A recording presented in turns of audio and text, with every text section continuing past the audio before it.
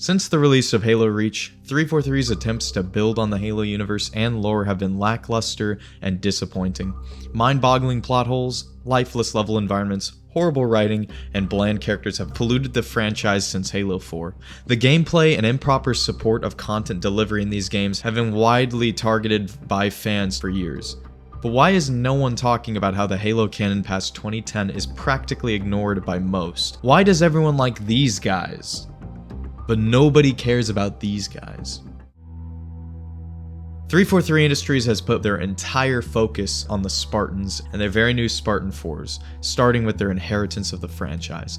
343 wants you to like their new Spartans, and it is evident in the number of plots driven solely by the Spartan power trip fantasy all the way since Halo 4.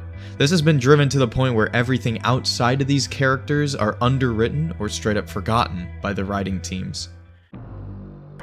The Covenant in the Bungie days was diverse, full of character that could be seen through not just their art design, animations, and voice acting, but also through effective AI and solid writing. An elite was an elite because they were agile, honor-bound, threatening, and bold, which can be seen in their elegant Gucci armor suits they wear, and the confidence and swagger that is displayed from their body language. I can't even say this line seriously. Some of the most beloved characters in the franchise happen to be elites, such as the Arbiter and the Shipmaster. The games even allowed fans to play as the Arbiter starting in Halo 2, and fans raged. But after a few tissues, they began to love Arby. Through the Arbiter campaign, the Covenant became humanized and more relatable as players get the chance to fight alongside the Costco waves of aliens they previously slaughtered wholesale. It was enjoyable for many to explore the lore through the perspective of the enemy, and breathed a lot of life into the franchise. The Halo fandom since had taken a hit when Halo 4 and Halo 5 redecorated the franchise and rewrote the antagonists. In order to target a broader audience, the Covenant had become ugly, scary, easy to shoot at, and dislike. Thus, the diversity of the Halo canon had been totally watered down. Enemy AI became far more brain dead. Halo 4 and 5 Elite is a lumbering monster who lacks brains, honor, and pretty much anything. 343 simply either did not understand the Halo franchise or they did not care enough to preserve it properly, because even with the Arbiter reappearing in Halo 5, it was a blundered opportunity as the writers failed to come up with anything significant for the fan favorite character. The rest of the Covenant got this treatment as well, where the things fans came to appreciate would be stripped from the game, as 343 wanted you to love the Spartans more instead, and not root for the enemies, such as the grunts, elites, and jackals we all came to love. Now, before I continue nerding about Halo for a second, I'm just gonna say the UNSC are a massive human military organization. So why do we never see any of them past Halo 1 through Reach? And this is surprising to me because there's only a small number of Spartans operating amidst waves of Marines, ODSTs, and more. In past games, the ODSTs and Marines saw charismatic characters and fan-favorite designs, much like the Covenant. Unfortunately, 343 Industries had made them pretty much irrelevant. ODSTs haven't even made an appearance since 2010. And the Marines are cardboard cutouts full of poorly written dialogue that do nothing to immerse the player in the worlds of Halo. They barely even make important appearances anymore. The Flood have unfortunately gotten no justice in modern Halo games. Aside from a few appearances in Halo Wars 2, they have been completely forgotten.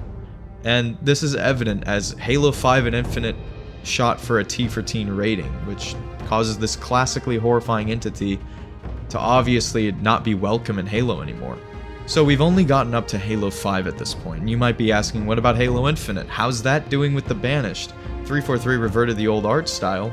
That is true, but some of these problems had to be analyzed as they carry through to this new game, and I'm gonna get into that right now.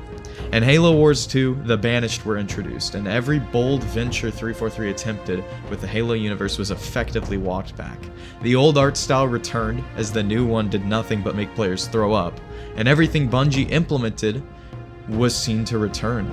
The Banished were an overwhelmingly threatening faction of freedom fighters made up of races from the now dissolved Covenant. So basically the Covenant 2.0. And throughout the story of that strategy game, the new antagonists were flushed out with character and personality, especially characters like Atriox, and even that one elite shipmaster guy who actually said very little. Blur did a good job with the cutscenes. I'm gonna be real with you. Come Halo Infinite, these rollbacks in art style hit the mainline Halo games. Infinite finally looked and felt like a classic Halo game. Elites were back, grunts were back, Prometheans were thankfully still in the garbage disposal. However, many of the same issues remained. 343's writing skills are still kind of in the gutter. Though at least they're far better than what we got in Halo 5, which Halo 5 had such a poorly written story the lead writer got fired immediately after release. So, what about Halo Infinite? Well, when I played through it, I didn't really care about anything. Most of the characters are bland and forgettable outside of a handful, and the Banished are just what were once freedom fighters that were bold and terrifying are now just milquetoast evildoers who don't have any character anymore. Like, what are their motivations? What do they care about? What do they want? Further, why do we only fight Atriox, the main villain, in a cutscene before he goes out to get milk and never comes back for my 8th birthday party? Come on, Dad. Dad? Halo Infinite's story is full of poor writing like this. The only human character that shows any personality outside of the Chief is the pilot. And then, the only other interesting character of note is Chaklock, who both of these notable characters have vastly different personalities to resemble how the war is going for both the defeated humans and the celebratory victorious Banished. The pilot shows legitimate fear, exhaustion, grief, and more as he pulls it together where he recognizes that fighting is the only way out. And Chaklock, a big fan of torture, my bad. He lives in a lavish tower and constantly taunts the Chief while he upholds the classic elite personality traits we all came to understand. These characters are brilliant at bringing immersion to the Halo franchise, and they are welcome additions. As for the rest of the characters in Infinite, man, we have some problems.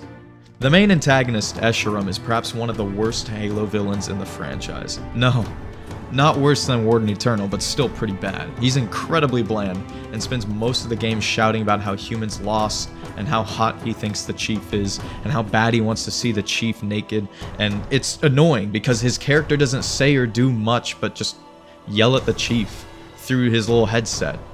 The writers apparently didn't spend too much time on him, as I guess they forgot to mention that he had a sickness in the game and was dying, which could have opened up some new avenues and explained much more about why he toys with the Chief so much.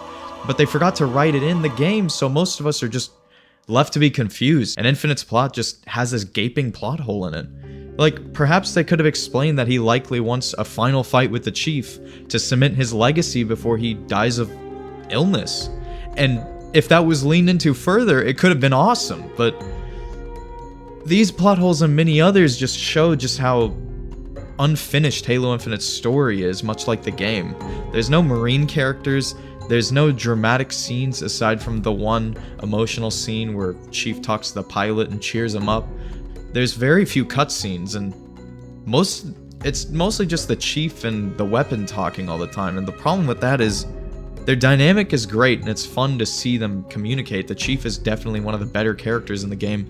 However, the plot just meanders on uninteresting stuff and trips over itself a lot. Additionally, the Harbinger is completely underwritten and forgotten about. I feel like the final fight with her is so anticlimactic because we see her once or twice and we barely understand anything about her character. And then we kill her. And then a cliffhanger happens. As a whole, Infinite is supposed to be about the Chief fighting a lost war against the Banished. So why does it feel like there's no danger ever? Everyone, including the milquetoast Marines, who just stand around waiting for Chief to do something. The Banished won, they control the ring. Why not show that? Maybe they could have had intense fights between the player and Banished kill squads who actively hunt down the player with elite soldiers. Maybe they could have maybe bosses could hunt down the Chief and you'd have to fight them in the open world. Perhaps there could be a few scavenger Marine characters who come out of a cave and hiding and they show us how bad the war has gotten. Maybe their clothes are all tattered and they're all speaking an exhausted language. Anything, 343. We need character in this largely vacant and bland campaign environment. That way players could be immersed in the battle for Zeta Halo and not just feel like it's a giant bucket list for them to run errands. It would have been great to see a bit more character into the war itself, but it seems like maybe the writing team just didn't have enough time to implement it, and neither did the game design team. And this brings me back to how it's all about the Spartans. The focus on Chief and the Spartans was not lost in Halo Infinite, especially as the writers did not disappoint with the Master Chief's character. They definitely spent most of their time with him. 343 really loves these super soldiers. I can't blame you, they're awesome, but they're not the entire universe, which had been forgotten, which is why playable elites aren't a priority, and effective banished characters are few and far between. This wouldn't be such a problem if the Spartan 4 characters we got from 343 weren't so awful and poorly written. Spartan Palmer was terrible and boring and barely did anything in the franchise before just disappearing. Spartan Agrinia does nothing. Locke and his team, flavorless. I mean, look how they massacred my boy. Look at that. The list just goes on with 343's Spartan characters, and the main point I'm trying to get is that 343 Industries either does not understand or is woefully unequipped to write an effective Halo narrative that respects the material the fans love most. Ever since modern Halo's heavy emphasis on the Spartans, along with poorly written narratives chock full of bland characters and emotionless stories, Halo has lost its identity.